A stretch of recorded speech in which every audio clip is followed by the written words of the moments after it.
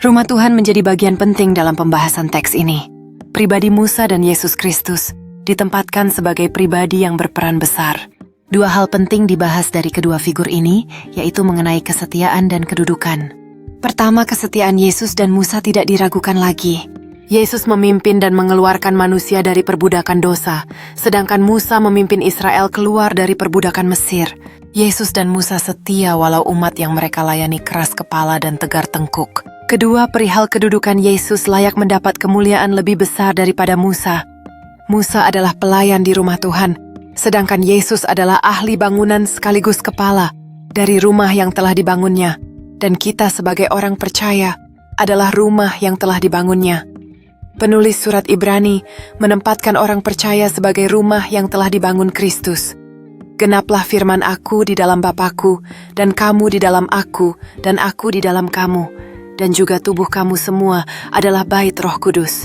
Inilah bangunan rohani di mana Yesus sebagai pemimpinnya. Selanjutnya dalam konteks ini kita dapat melihat betapa Yesus sebagai kepala rumah tidak hanya memberikan arahan, tetapi juga mengisi setiap ruang dengan kasih dan kebijaksanaannya. Setiap orang percaya yang dipanggil untuk hidup dalam kesatuan dengan Kristus berfungsi sebagai bagian dari rumah rohani yang terus berkembang. Ini adalah panggilan bagi kita untuk menjadi saksi dari kasih karunia Tuhan di dunia.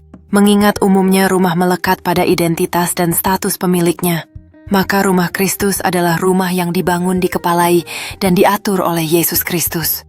Dengan demikian, orang percaya adalah rumah yang dibangun dan dimiliki oleh Kristus. Yesus Kristus membersihkan setiap orang percaya dan menjadikannya bangunan rohani. Kehidupan orang percaya pun dipelihara oleh Kristus. Saat ini, apakah Yesus berkenan tinggal dan berdiam di dalam kehidupan kita? Kita diundang untuk menjadi bagian dari rumah Tuhan dengan cara hidup yang setia dan berintegritas. Dengan penuh syukur, kita dapat mengatakan, "Aku adalah rumah Kristus." Itu adalah ungkapan kesediaan bertanggung jawab menjalani hidup yang mencerminkan pribadi yang ditebus oleh Yesus Kristus. Marilah kita hidup penuh ketaatan agar Kristus pemilik hidup kita dicerminkan melalui perilaku hidup kita. Kita berkumpul bersama saling mendukung dan berdoa untuk satu sama lain, menunjukkan cinta dan kasih sayang Kristus di dalam hidup kita.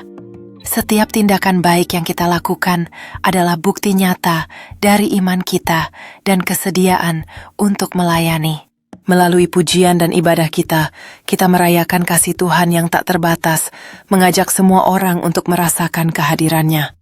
Setiap langkah yang kita ambil menuju rumah Tuhan adalah pengakuan akan iman kita yang kuat dan komitmen untuk hidup dalam ketaatan. Amin.